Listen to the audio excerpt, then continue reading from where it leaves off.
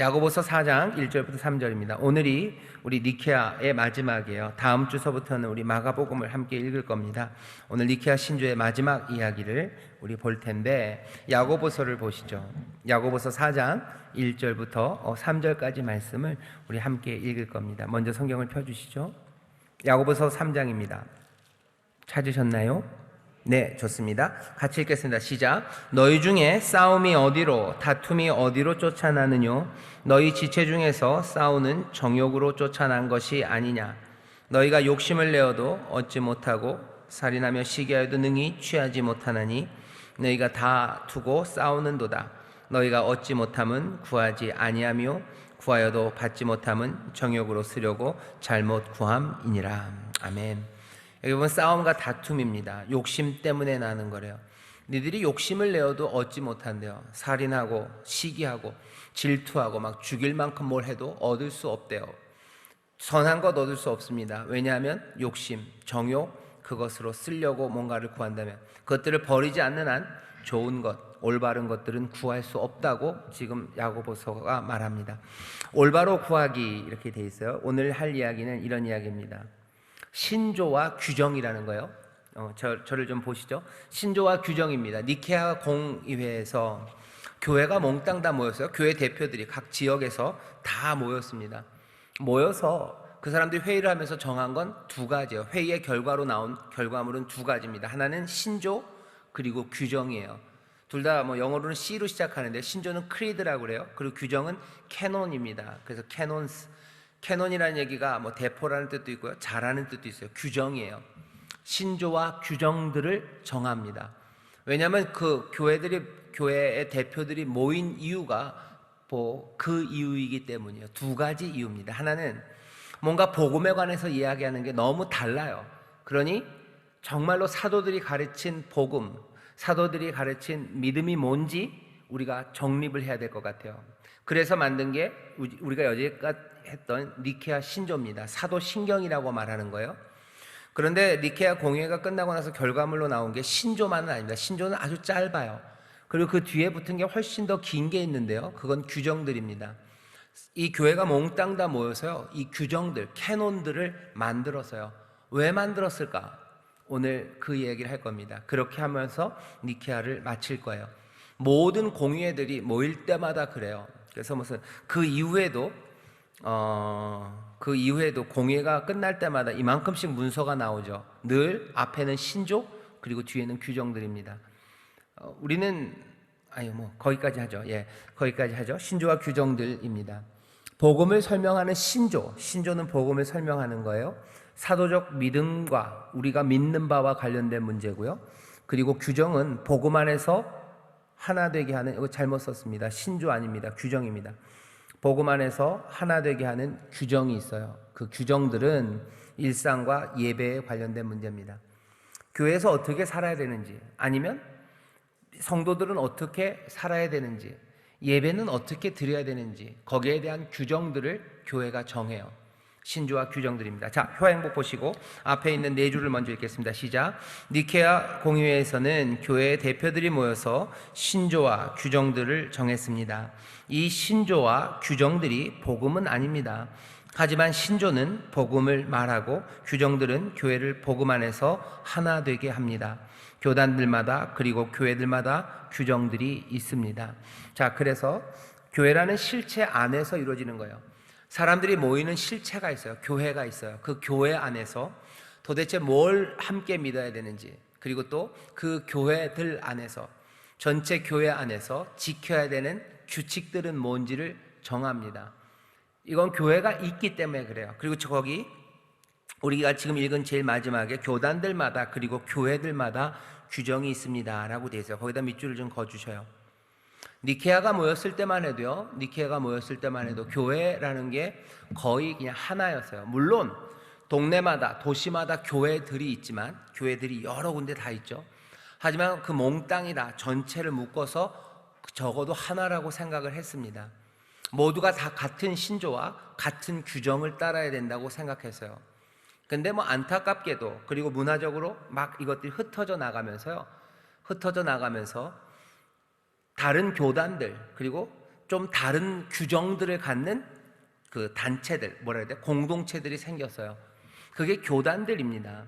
가장 크게 갈려졌던 건 그 교회 전체가 동과 서로 나뉘어지죠. 동로마, 뭐 서로마, 그래서 동로마 교회, 서로마 교회 둘로 나뉘어지고요. 그게 큰 덩어리입니다. 사실은 그거 나눠지기 전에도 뭐 이쪽 아프리카 쪽에 있는 교회들, 그리고 저쪽 뭐 벌써 인도 쪽으로 간 교회들, 그 교회들은 조금 다른 규정들을 가져요. 신조, 믿음의 고백은 거의 같습니다. 신조는 거의 같아요. 그건 그렇게 크게 다르지 않아요. 조금씩 해석이 다를 뿐이에요. 신조는 거의 변함없이 규정들을 달리하는 공동체들이 생겼어요. 지금은 그게 꽤 많습니다. 꽤 많아요. 적어도 뭐 제가 그걸 뭘 다는 몰라도요. 그냥 제가 그냥 어림짐작으로 그냥 슥 생각해도요. 그냥 지금 현재 뭐죠? 어느 정도 그 교세라고 그래야 되나요? 사람 숫자를 가진 교회들 아니면 교단들, 다른 규정들로 모여져 있는 그런 뭐죠? 공동체가요. 그런 뭐라 해야 되나? 그런 한 그 몸들이 적어도 10개 이상 됩니다. 10개 이상 돼요. 아주 대표적인 게 카톨릭이에요. 카톨릭은 그들의 신조, 카톨릭의 사도신경이랑 우리랑 거의 비슷합니다. 마리아 얘기하지 않습니까? 마리아 얘기는 그래도 우리가 믿고 있는 이 신조보다는 살짝 밑에 있어요. 가톨릭 교회가 고백하는 신조도요, 우리가 고백하는 신조와 거의 같습니다. 해석만 조금 다르지 신조는 거의 같아요. 하지만 그 밑에 있는 규정은 가톨릭이랑 우리랑 전혀 다르죠. 교회 안에서 어떻게 일상을, 아니면 교회 안에서 어떻게 예배드려야 되는지에 대한 이야기는 달라요. 물론 이 신조 밑에 있는 신학도 다릅니다.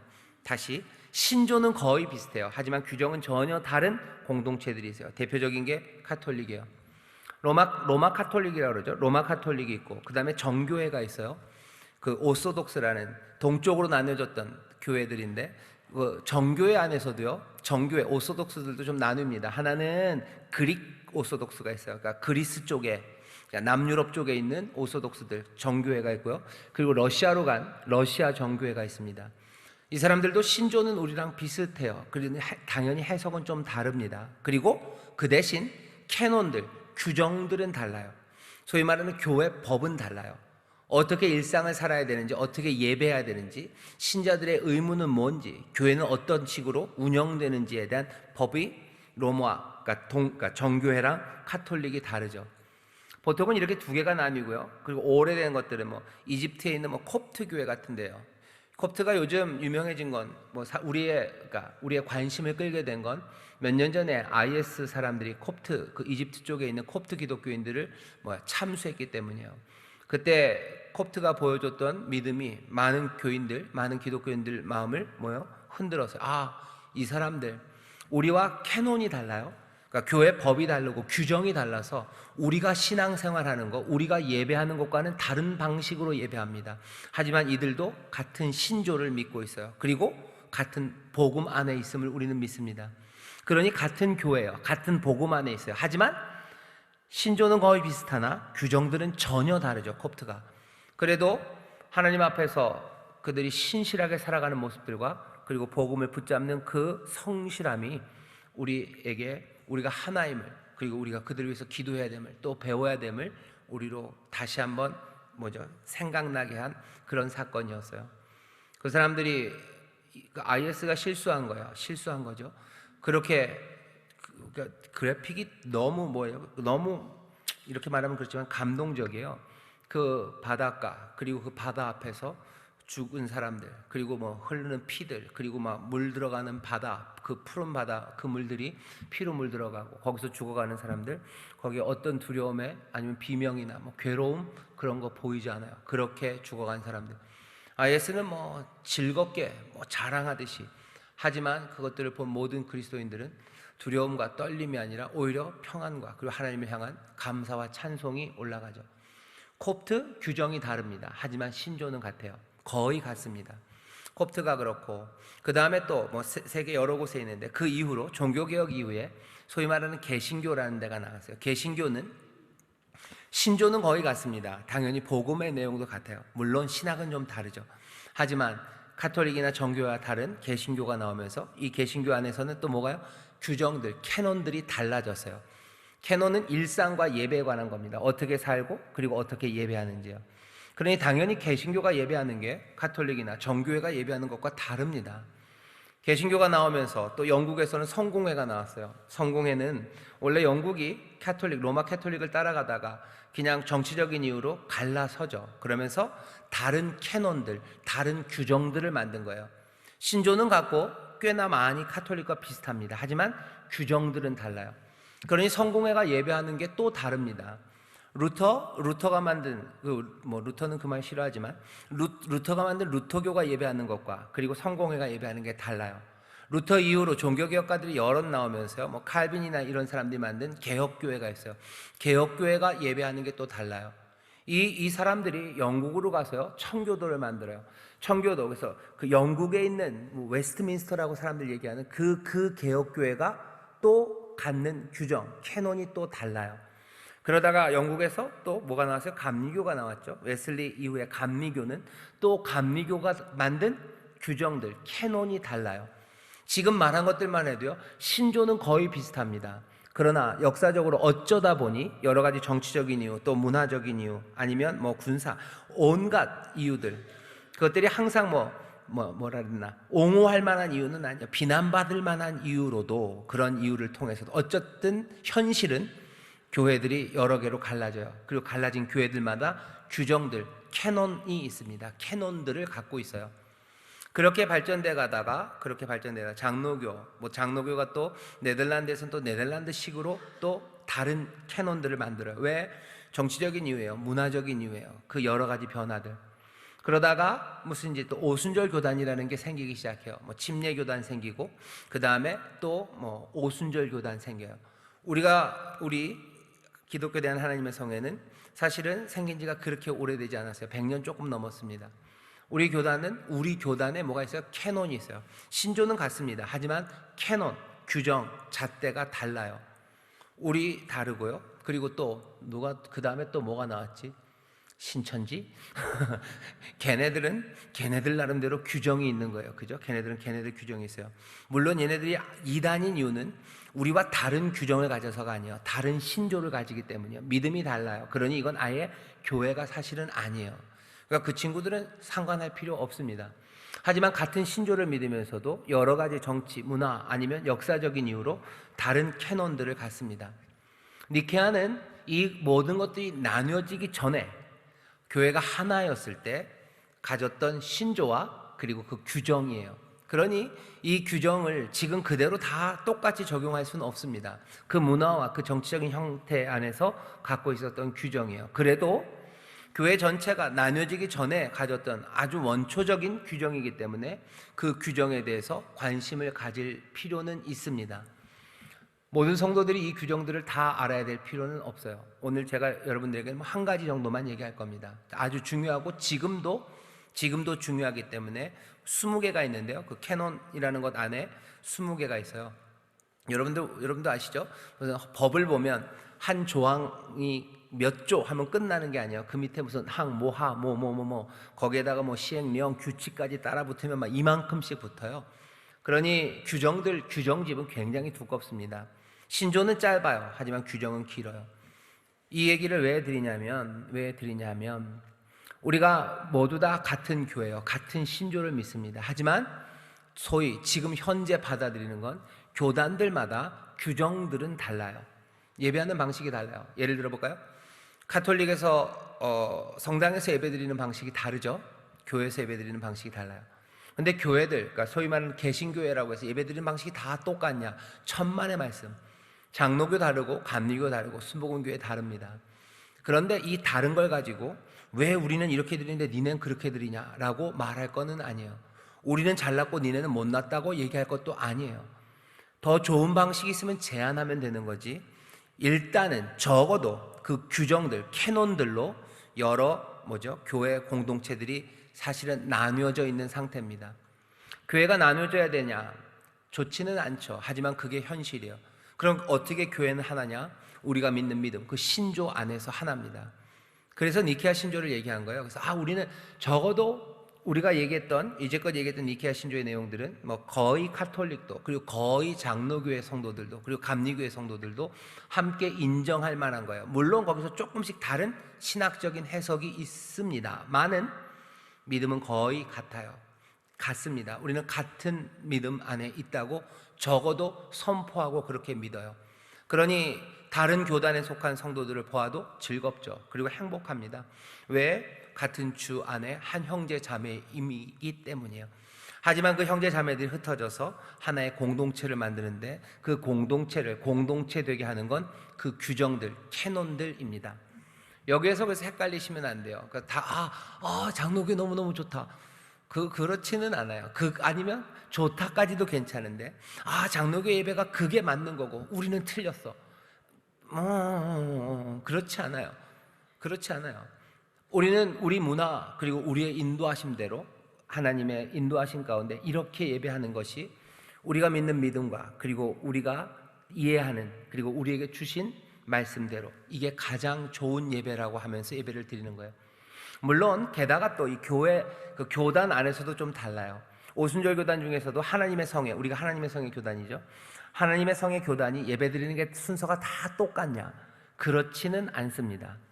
교단들마다 규정 중에는요, 예배를 어떻게 드려야 되는지 예배 순서를 정해놓는 그런 교단들도 있고요, 예배 순서를 확정 안 해놓은 교단들도 있습니다. 그러니 어떤 교단에는, 그 교단에서는 예배 순서가 다 똑같아요. 거의 똑같아요. 하지만 우리 교단은 그렇게 정해놓지 않았어요. 그래서 순복음교회 가보면 예배 순서가 좀 다릅니다. 그럴 리가 있나요? 가보니까 다 똑같은데요. 그건 여의도교회에서 나왔기 때문에 그렇습니다. 여의도교회에서 나온 교회들은 지교회, 제자교회, 거기서 배운 분들이 하나님의 성에, 대한민국에 있는 하나님의 성의 교회는 뭐 거의 대다수입니다. 한 80% 이상쯤 될 거예요, 숫자로 되면. 그러니 순복음교회는 예배 이렇게 드리는 거야. 아니요, 다른 순복음교회 가면은 그렇게 예배 안 드려요. 가가지고 왜 니네는 순복음교회 아닌가 보다, 왜 예배를 왜 이렇게 드려요? 거기에 대해서 정해진 캐논은 없어요. 그냥 우리의 전통, 성문화되어 있진 않지만 관례적으로 그게 우리에게 익숙하고요, 그리고 그렇게 예배드리는 것이 우리에게 은혜가 되고 우리에게 유익이 되기 때문에 우리는 어떻게 합니까? 사도행전이겠다. 처음에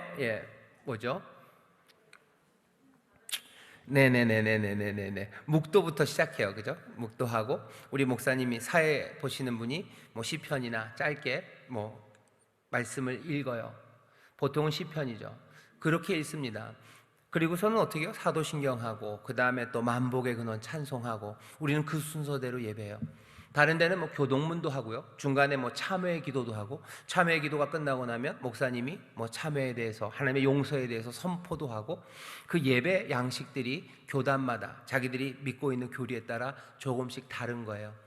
제가 이 설명을 왜 드리냐면 우리 구역장님들이 좀 아셨으면 좋겠어요. 뭐냐면 신조는 있고요, 그리고 교회는 늘 그 규정들을 정해요. 그리고 그 규정이 한 공동체를 묶고 있고요, 우리 교단, 그리고 우리 교회가 갖고 있는 규정들이 뭔지 여러분들이 인지하셨으면 좋겠고, 그리고 그 규정들이라는 건 지금 현실에 있어서는 서로를 우열을 만드는 건 아닙니다. 그냥 그 공동체를 질서 있게 만드는 거예요. 물론 이 규정들이 성경에 위배되고 이 신조에 위배되는 그런 규정들이 있다면 고쳐야 되겠죠. 하지만 이것이 서로에게 우위를 말하고, 아니면 누구는 맞고 누구는 틀리고 그렇게 규정하기는 어렵습니다. 여기서 양쪽을 보면서 비교할 건 아니에요. 각각의 규정은 이 신조와, 그리고 하나님의 말씀에 비춰서 판단해야 되는 거지, 남들과 비교하고 그거 따라가는 건 곤란합니다. 더 이상한 경우는 이런 거예요. 우리의 규정들, 우리의 캐논들과 다른 사람들의 캐논들을 막 섞어 쓰기 시작하는 거예요. 그러면 혼란에 빠집니다. 질서를 위해서 캐논, 이 규정들을 만들어 놨는데 이 규정들을 이해하는 방식이 그냥 막 섞어버리면요, 그 다음부터는 정신이 하나도 없어져요. 이 시스템 안에서 이해해야 되는데, 예를 들면 성경 안에 디컨이라는 얘기들이 있어요. 디컨, 그럼 우리는 집사죠. 우리는 집사라고 번역합니다. 우리 같은 경우에 집사님들, 교회 안에서 집사는 뭐 하는 사람들이요? 집을 사는 사람들이요? 집이 없으면 집사가 안 돼요. 집사님들은 교회를 섬기는 일로 부름받은 사람이에요. 그렇죠? 교회를 섬겨요. 교회 여러 가지 일에 봉사하는 직책으로 주신 게 집사입니다. 근데 뭐 성공회만 해도요, 디컨이라 그러면 이 사람들은 우리가 말하는 집사가 전혀 달라요. 여기서 디컨은요, 부제예요. 그러니까 사제를 돕는 사람들입니다. 그 부제들이 디컨이에요. 우리 교단에서 장로라고 얘기하는 사람들과, 그리고 또 성공회에서 장로라고, 아니면 칼빈, 제네바에서 장로라고 얘기했던 사람들, 그 사람들은 전혀 일이 달라요. 이름은 같은 이름을 씁니다. 하지만 맡겨진 역할은 이 질서 안에서 전혀 다른 일을 하는 거예요. 근데 이것들이 섞이기 시작하면 혼란스러워요. 그리고 이것들이 뭐가 뭔지 모르는 경우들이 생깁니다. 늘 혼란스럽지는 않습니다. 하지만 가끔씩 그런 일들이 조금 생길 때가 있어요. 그래서 제가 니케아를 얘기하면서 말씀드리는 건, 교회마다 규정이 있습니다. 우리가 가진 규정이 있어요. 우리가 가진 규정이 이것이 제대로 좋은 규정이 되기를 바라고요. 그것의 판단의 기준은 우리가 고백하는 신조와 그리고 우리가 붙잡는 성경에 따라서요. 하지만 규정을 만들어 놓을 때는 이 신조와 이 성경의 말씀에 따라서 우리의 환경과 그리고 우리에게 가장 은혜가 되는 방식으로 만들어 놓은 게 우리의 규정이죠. 헌법이라고도 얘기하고 교회의 여러 가지 규칙들을 그렇게 만들어 놓은 겁니다. 이것들을 이해하려면 그래서 어떻게 해야 돼요? 이 신조와 이 복음과 그리고 신조와 성경 그리고 우리의 역사 안에서 설명되고 이해되어야 돼요. 그러면 충분합니다. 그렇게 우리를 불러오셨어요. 그러니 교회가 몽땅 다 하나지만 색깔은 다를 수밖에 없습니다. 그래서 부탁드리고 싶은 건 우리 구역장님들, 우리 안에서 하는 것 그리고 다른 것 왜 이상하다 아니에요. 사실은 우리만 이상하다 그럴 게 아니라 그이들도 이상하다고 생각할 수 있고요. 사실은 그래야 될 필요 없습니다. 자기들이 붙잡은 전통 안에서 하나님이 나를 부르셨어요. 근데 이게 아닌 것이다 그럼 할 수 없죠. 하지만 우리를 하나의 공동체로 부른 그 규정들, 그 캐논들 안에서 우리가 질서 있게 또 함께 일상과 예배를 하나님 앞에 드리며 또 누리며 그렇게 살아갑니다. 그게 규정들이에요. 니케아 교회가 처음 모여서 회의를 할 때도 이 규정들을 정합니다. 자, 4줄만 했는데도 이러네요. 교회는 규정이 필요합니다. 같이 한번 쭉 읽어보겠습니다. 시작. 우리가 이제껏 살펴보았던 니케아 신조는 니케아에서 교회들이 모여서 회의를 한 결과물입니다. 교회가 함께 믿고 고백해야 할 기준을 정하는 회의였습니다. 왜냐하면 당시에 교회라는 공동체의 일원이라고 하면서도 너무나도 다른 주장을 가르치고 실천하는 이들이 있었기 때문입니다. 당시 가장 큰 문제가 되었던 것은 예수님의 완전한 신성을 부정하는 아리안주의자들이라고도 불리는 사람들이었습니다. 이는 사도적 믿음과 관련된 문제였습니다. 사도들을 통해 가르쳐진 믿음의 내용에 관한 문제였습니다. 이 첫 번째요. 이건 신조입니다. 믿음에 관한 거예요. 믿음을 잘못 가르치는 건 안 됩니다. 그러니 신조로 우리의 믿음의 내용을 정했어야 됐어요. 하지만 그 뒤에 같이 읽겠습니다. 시작. 하지만 이와 별도로 부활절을 지키는 것에 대한 다른 의견들도 심각한 문제였습니다. 부활절을 유대인들과 함께 지키는 교회들이 있었기 때문입니다. 부활절 축제의 질서와 달력에 관한 문제였습니다. 공동의 일상과 예배와 연관된 문제였습니다. 그리고 엄격한 신앙생활을 주장하던 이들로 인한 이집트 교회의 분열도 니케아에서 다루어야 했던 문제였습니다. 여기까지요. 이 부활절과 이집트 교회 얘기는 그냥 예시일 뿐입니다. 예시예요. 당장 부활절을 언제 지켜야 되는지 정해야 돼요. 부활절을 지키기 위해서 그 부활절을 지키는 방식으로 유대인들의 달력을 따라야 된다는 사람들도 있고, 아니면 우리가 만드는 로마력을 따라야 된다는 사람들도 있고, 달력이 다른 거예요. 그럼 도대체 어떤 달력을 따라가야 되냐? 그 문제죠. 그런 문제들. 아니면 이집트에 있는 교회들 중에서 특별히 훨씬 더 엄격하게 신앙생활을 해요. 엄격한 신앙생활을 하고 그것들을 요구하는데 우리도 그렇게 해야 되는가? 거기에 대해서 답을 줘야 되는 그런 실제적인 문제들. 일상을 살아가는 것과 예배에 관한 것들을 결정해야 되는 거예요. 누군가 결정해야 됩니다. 음력을 따라 할 건지 양력을 따라 할 건지 결정해야 되는 거예요. 또 도대체 금식을 몇 번을 해야 될지 결정해야 되는 거예요. 그 일상의 문제들을 교회가 정하는 그런 과정이 니케아에게 있었어요. 그것들을 정해놓은 게 캐논입니다. 그리고 아까 말씀드린 것처럼 그 캐논들이 여러 공동체에 생기기 시작한 게 지금 현재의 상황이죠. 자, 그 다음 읽겠습니다. 시작. 니케아 공의회는 사도적 믿음에 관한 내용은 신조를 정립함으로써, 그리고 여러 가지 교회의 일상의 분열을 치료하고 질서를 확립하기 위해서는 규정들을 만들므로써 교회의 하나됨을 지키려고 했습니다. 이 규정들은 교회의 법으로 인식되었고 거의 신적인 권위가 있는 것으로 받아들여지게 되었습니다.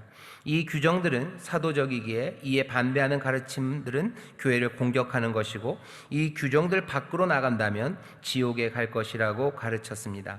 아타나시우스는 고린도전서 4장 1절을 인용하며 이 규정들이 주님으로부터 그의 제자들을 통해 우리에게까지 전해 내려온 하나님의 신비라고까지 했습니다. 거기까지요. 규정들은 교회의 법이에요. 규정들은 권위가 있었습니다. 분명히 그래요. 근데 아까도 말씀드린 것처럼 규정이, 캐논이 우리가 믿는 신조, 복음은 아니에요. 그러니 중요하고 권위가 있지만 이것들은 하부적입니다. 나뉘어질 가능성은 있습니다. 그러니 가톨릭 교회가 루터나 이런 사람들 나갔을 때 엑스코뮤니카 또 그러는 거죠. 너를 교회 밖으로 내몬다고. 왜? 교회 규정 밖으로 나갔기 때문이에요. 루터가 무슨 예수님은 그리스도가 아니다라고 말한 거 아니에요. 교회 규정을 따르지 않은 거죠. 그러니 넌 교회 밖으로 내보내는 그런 일을 한 겁니다. 근데 교회가 하나의 규정, 캐논을 가진 것 바람직하지만 결국 현실은 그렇게 되지 못했어요.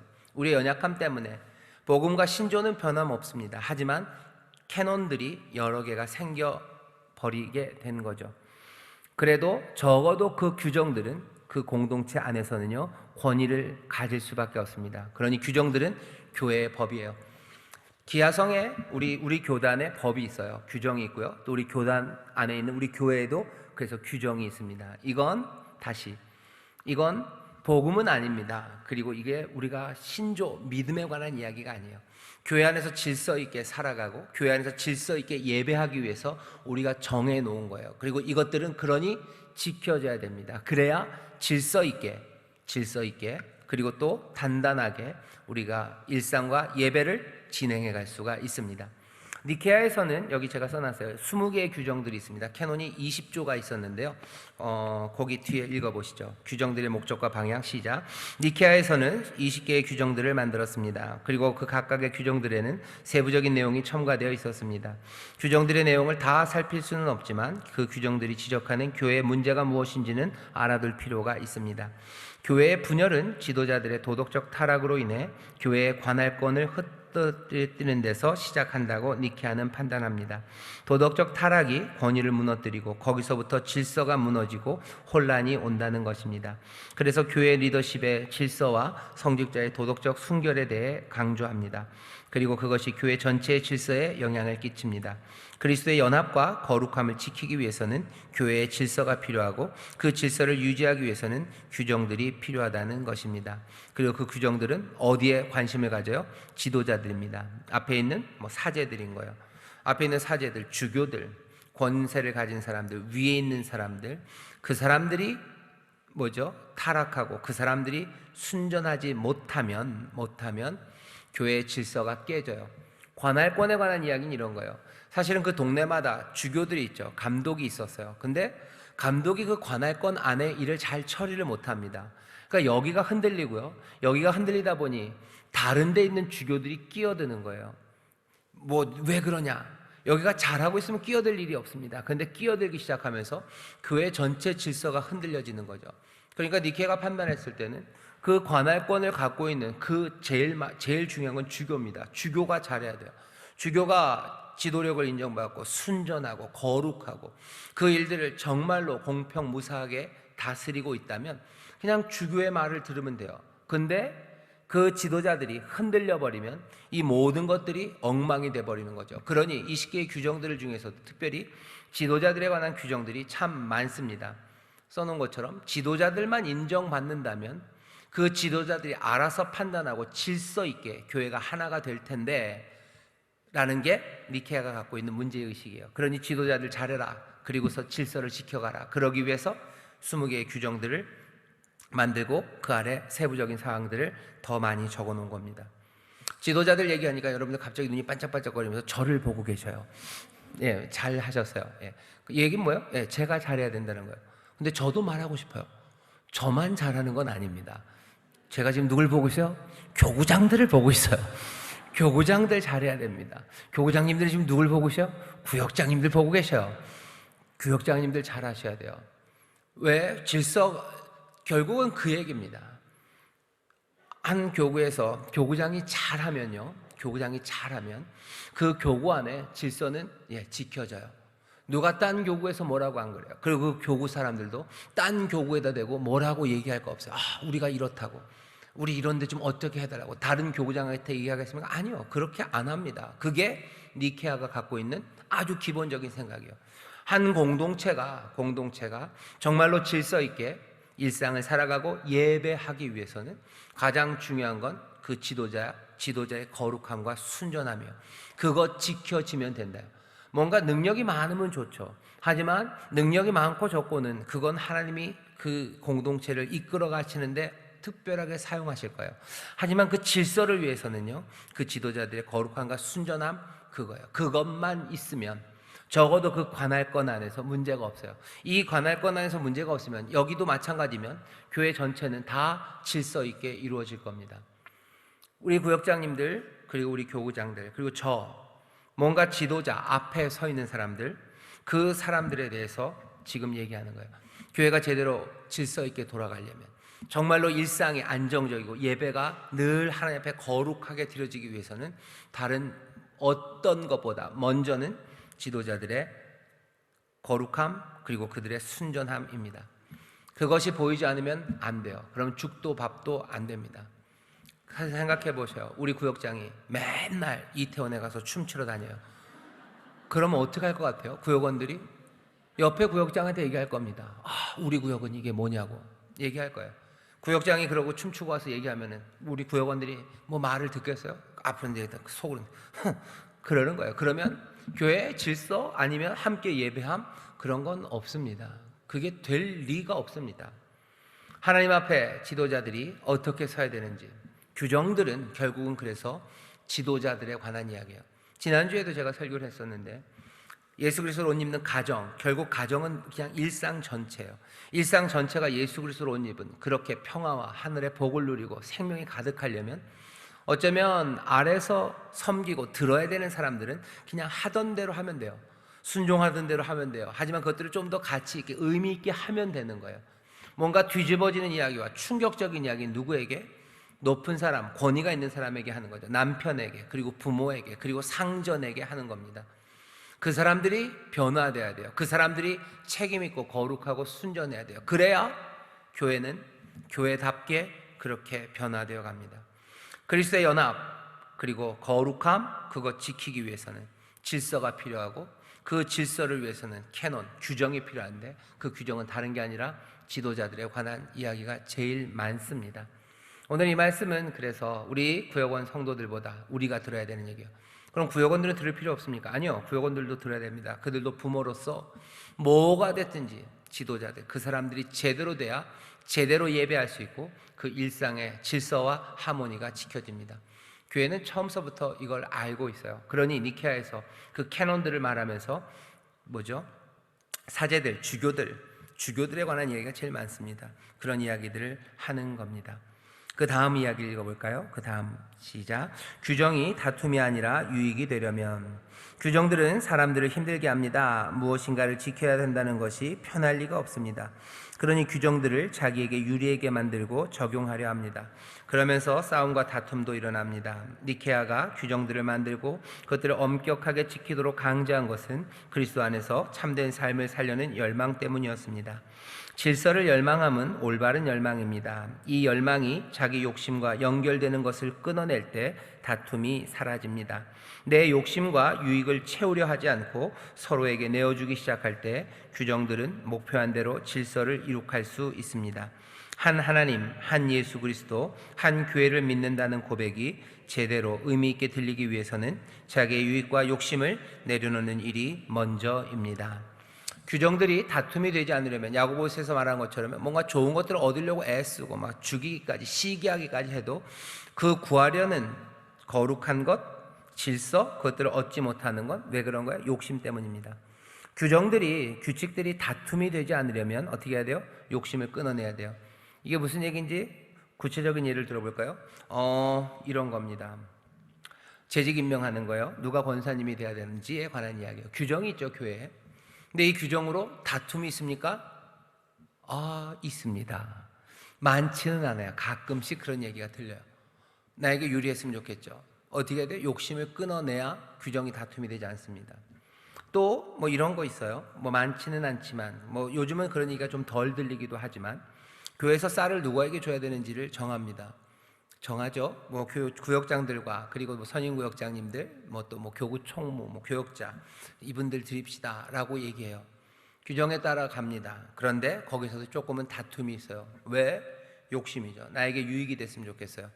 내 유익은 뭐 내 유익이야. 그 사람 위한 거지. 아니요.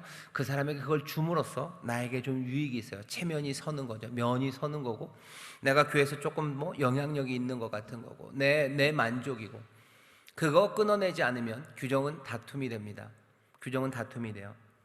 뭐 그것뿐만이 아닙니다. 봉사자들 뭐 나오라고 얘기하는 거죠. 왜 우리만 자꾸 부르는 거지? 라고 얘기해요.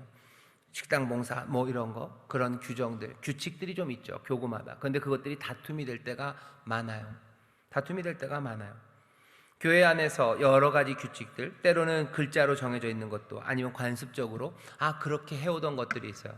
그것들은 몽땅 다 질서를 만들기 위해서 하는 겁니다. 질서를 만들고 함께 제대로 예배하기 위해서 하는 거예요. 근데 그것들을 잘 지키지 않고 다툼이 되는 건 내 욕심 때문이에요. 그것들 끊어내지 않으면, 그러면 규정은 오히려 뭔가 이상한 도구들이 됩니다. 규정들이 다툼이 되지 않으면 욕심을 끊어내야 되는데요. 사람들은 뭐 이런 얘기들 해요. 뭔가 공의롭고 정의로운 세상을 만들기 위해서. 이거 뭐 롤스 얘기입니다. 사실 좀 오래됐어요. 이게 70년대 얘기니까요. 뭐 거의 50년 전 얘기인데, 뭐 대학 쪽에서 보니까 아직도 롤스 얘기들을 하더라고요. 롤스가 얘기한 게 뭔가 공의로운 세상, 정의로운 세상이 되려면, 공평하게 하려면 뭐 무지의 베일 이런 거 얘기해요. 그러니까 무지의 베일을 써야 돼요. 아무것도 모르는 상태에서. 쉽게 말하면 케이크 이렇게 동그랗게 있어요. 거기 8명, 8명은 나누기 쉽다. 7명이 모였어요. 한쪽씩 먹어야 돼요. 그러면 이 케이크를 어떻게 나눠야지 7명한테 제일 잘 나눌 것 같아요? 롤스가 말하는 건 이런 겁니다. 누굴 하나를 정하래요. 그리고 7개를 나눠요. 그 대신 제일 마지막 조각은 나눈 놈이 가져가는 거예요. 그러면 걔는 최선을 다해서 7개를 똑같이 나누려고 할 거래요. 뭐 그런 식입니다. 뭐 무지의 배려요. 누가 가져가는지 몰라요. 누구에게 유익이 가는지 모르고 그걸 해야지. 그래야면 뭐 공평하게 나눠질 수 있다고, 그런 방식으로 욕심을 끊어낼 수 있다고 방법들을 얘기합니다. 하지만 그것도 그렇게 뭐 꼭 제대로 되지는 않아요. 거기에도 분쟁과 싸움이 있습니다. 왜냐하면 무지의 배를 쓸 때 이미 갖고 있는 것들이 있기 때문이요. 그 현실을 어떻게 설명을 못해요. 이미 갖고 있는데. 사람들이 제일 공평하게 가위바위보라고 그래요. 그러니까 뭐죠? 롤스식으로 말하면 공평한 건 가위바위보예요. 가위바위보로 정하는 게 제일 공평하죠. 사다리 타는 게 제일 공평해요. 근데 사실은 아닙니다. 사실은 아니에요. 왜? 이병철 씨는 벌써 돌아가셨구나. 이재용 씨가 저랑 동갑일 거예요 아마. 근데 그 친구는 피부도 좋아요. 제 피부가 안 좋은가 봐요. 우리 예배위원회에서 저한테 콜라겐을 먹으라고 사주셨어요. 어쨌든 이재용 씨랑 저랑 뭐 매일 만나서 점심을 먹는다. 누가 점심값을 내요? 가위바위보로 정해요? 그게 공평해요? 천만에 이재용이가 내야 돼요. 그게 맞죠. 그게 공평하지. 가위바위보는 공평하지 않습니다. 사람들은 가위바위보가 제일 공평하다 그러는데 아니에요. 가위바위보 하자 그러면 그건 좀 의심스러워요. 그러니까 돈이 많은 사람이 내는 게 공평한 거지. 그러니까 그렇다고 해서 그 사람이 맨날 내야 된다는 얘기는 아닙니다. 제 얘기는 공평하진 않아요. 적어도 공평하지는 않아요. 기쁨이 되고 그건 나중이고, 정의, 공평함을 얘기할 때 가위바위보 공평하지 않죠. 왜? 처음 상태의 현실성, 그것들을 설명하기가 굉장히 어렵기 때문이에요. 우리도 여기에 대해서 답을 합니다. 우리는 뭐라고 얘기해요? 욕심을 끊어내고 다툼이 되지 않게 하기 위해서는 무지의 베일 뭐 이런 식으로, 뭐 세상에서 지금 현재 가장 지혜롭다는 사람들이 내놓은 의견이 겨우 그냥 이 정도입니다. 사람들은 이전부터 있었던 뭐 위대하고 아름다웠던 해결, 그 해결을 찾지를, 아니면 그 해결이 얼마나 아름다운 해결인지를 보질 못한 것 같아요. 예수님이 우리에게 알려주시는 거죠. 뭐라고 얘기합니까? 욕심을 끊어내는 방법, 그건 다른 거 아니에요. 공평을 가져다 주는 거, 질서와 하모니를 만드는 건 무지의 베일이 아니라 여전히 뭐요? 사랑입니다. 사랑이 그 일을 할 거래요. 사랑이 정말, 이 사랑은 뭐 가슴 뜨겁고 가슴 살랑, 뭐 바람 불면 살랑하는 그냥 얼굴이 뻘개지는 그런 사랑 아니고요. 우리가 알고 있는 아가페 사랑이에요. 지난주 설교한 그대로입니다. 희생하고 대가를 바라지 않는 사랑이에요. 다른 사람들의 선을 위해서, 다른 사람들 더 좋은 것 위해서 내가 희생하는 사랑이에요. 그게 질서와 하모니를 만들어낸다고 말해요. 사람들은 그러죠. 그럼 억울하지 않냐고, 슬퍼서 어떻게 사냐. 아니, 사랑인데요. 사랑이에요. 얼마든지 기쁨으로 즐겁게. 세상에 그런 사람이 어딨냐고. 예수 그리스도가 우리 가운데 보이셨고 그리스도의 영으로 우리를 채우시면 얼마든지 사랑할 수 있는 사람으로 우리를 만드신다고 얘기하시는 거예요. 어떻게 보면 돌아가는 것 같습니다. 하지만 이게 돌아가는 길인 것 같고 불가능할 것 같지만 이것보다 더 좋은 길은 없어요. 그리고는 뭐라고 약속하시는 거예요? 이것을 가능하게 만드신다고 하는 거예요. 꿈보다 더 좋은 건 없어요. 꿈이 하지만 허망한 건 불가능하기 때문이에요. 꿈을 가져다 놓으시고 우리에게 뭐라고요? 가능하다고 얘기하시는 거예요. 우리가 가질 수 없는 생명을 가져다 놓으셔. 이건 너무 꿈만 같아요. 영생이라니요. 그게 가능합니까? 그러니까 뭐라고요? 영생으로 가는 길을 우리 가운데 주시고 그리고 그 길로 우리를 인도하시는 거예요.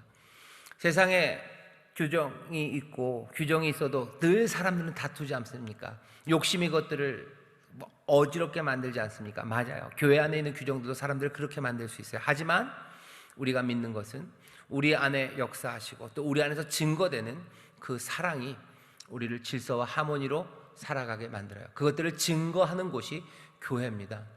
교회만 규정이 있는 게 아니에요. 세상에도 규정이 얼마나 많습니까?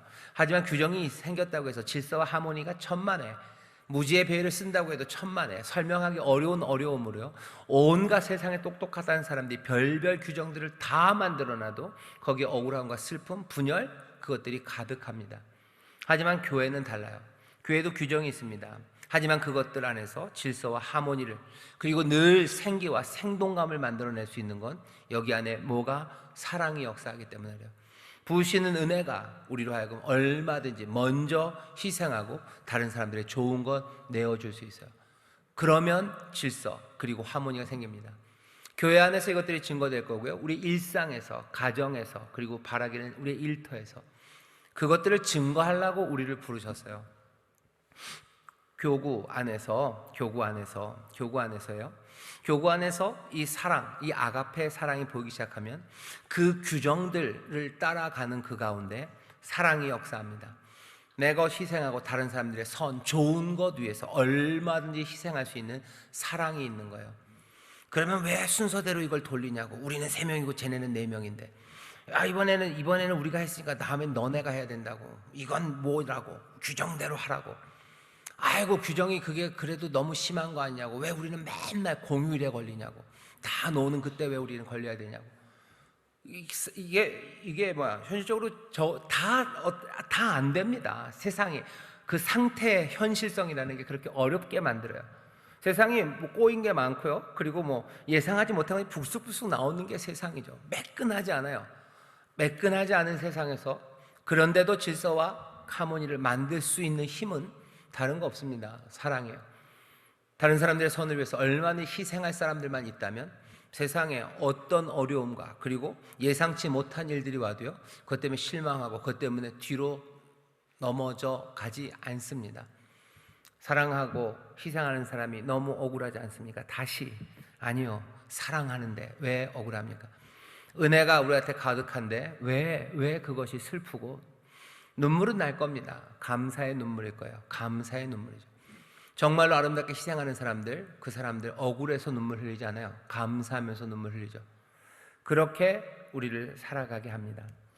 고백, 교회 안에 사는 우리의 고백이 현실이 되기 위해서 예수 그리스도가 우리를 다스리시고 그리스도의 은혜와 복이 우리한테 가득하다는 그 고백이 현실이 되게 하기 위해서는요, 우리 가운데 규정을 지켜가는데 뭘? 유익과 욕심을 내려놓고 그 규정들을 지켜야 합니다. 그러면 됩니다. 다른 사람들과 비교할 것 없고 다른 교회와 비교할 것 없고 우리 안에 있는 이 규정들을, 더 중요한 건 뭐예요? 그러니 사랑이 가장 중요합니다. 사랑할 때 억울해하지 마세요. 아가페 사랑. 내가 희생할 때 억울해하지 마세요. 그리고 내가 내 유익을 구하지 않을 때 억울해하지 마세요. 그건 기뻐하고 즐거워할 일입니다. 하늘에서 너희 상이 크다고 얘기하셨어요. 하늘에서 너희 상이 크다, 복 있는 사람들이라고 말씀하십니다. 주님의 위로가, 주가 주시는 상급이 우리의 삶을 가득 채우는 가장 귀한 것인 줄 믿습니다. 한 걸음 내딛기는 뭐 그런 얘기예요. 우리 교회 규정들 뭐가 있습니까? 문서로 명령된 규정들, 관습적인 규정들에 대해서 알고 있는 것 이야기해 보셔요. 이야기해 보시죠. 그리고 길어요. 그냥 읽으셔요. 읽으시고 뭐 그런 얘기들 쭉 하실 때 특별히 2번 이야기는 사랑 이야기 하면 됩니다. 희생 이야기 하셔요. 희생 이야기 하셔요. 집에서도 하모니와 질서가 깨지는 건 희생하고 양보하지 않기 때문이에요. 사실은 여자분들이 많은 희생을 한 게 사실입니다. 꼭 무슨 가사 노동에 관한 이야기만은 아니에요. 요즘은 어떤지 모르겠는데 식당에 가면 식당에 갈 때 누구 마음대로 갑니까? 누가 가고 싶은 식당에 가게 돼요? 옛날엔 아빠가 가고 싶은 데였어요. 요즘은 누구예요? 애들이 가고 싶은데요. 늘 빠지는 건 엄마예요. 요즘은 아닌가요? 엄마 가고 싶은데 가나요? 식당도 그렇고요. 가서 주문하는 것도 누구가 주문해요? 아빠가 주문해요. 아니면 애들 먹고 싶은 거 주문해요. 그러면서 질서와 하모니가 만들어진 건 왜 그런가요? 희생한 사람들이 있어서요. 나는 사실 진짜 설렁탕 같은 거 싫고 난 진짜 보신탕이 좋은데, 그죠? 우리 구역장님. 그런데도 가서 그거 드시는 거예요. 그래서 이루어진 거예요. 아무도 희생하지 않으면 그거 난리 납니다. 그러니까 그거 피하려고 만든 게 뷔페예요. 그냥 가서 아무거나 먹어라 그거죠. 네가 주워다 먹어라 하고 하는 건데, 규정들, 희생에 대해서 얘기해 주셔요. 우리가 많이 희생했습니다. 알아요. 희생해서 다른 사람의 좋은 것 해야 하모니가 이루어진다는 거 알아요. 안다면 그 아는 것, 그 지혜에 합당하게 하나씩 행하게 하는 게 그것이 주님께서 기뻐하시는 일이고 거기에 귀한 열매들을 맺게 하실 줄 믿습니다. 기도하겠습니다.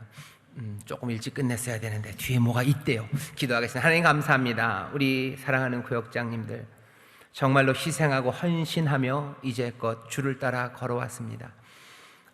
잘 알지 못하고 했었지만 성령의 인도하심으로 이제껏 그리 살아왔던 복된 삶입니다.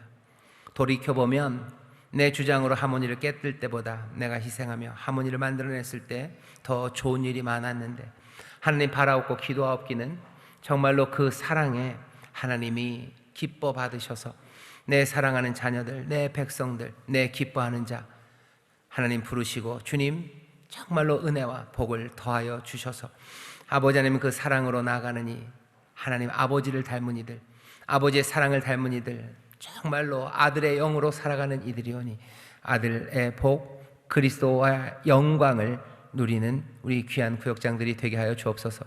그리스도의 구원과 회복이 있게 하시고 그리스도의 영화로우심이 정말로 이들의 가정과 삶에 넘칠 줄 믿사오니 하나하나 양보하고 희생하며 질서를 만들어가고 하모니를 이루어내는 귀한 구역장들 되게 하시고 정말로 순전하게 지도자로 섬으로 정말로 그들이 맡은 모든 공동체가 구역이 하나하나 든든하게 서가는 귀한 역사를 보게 하여 주옵소서.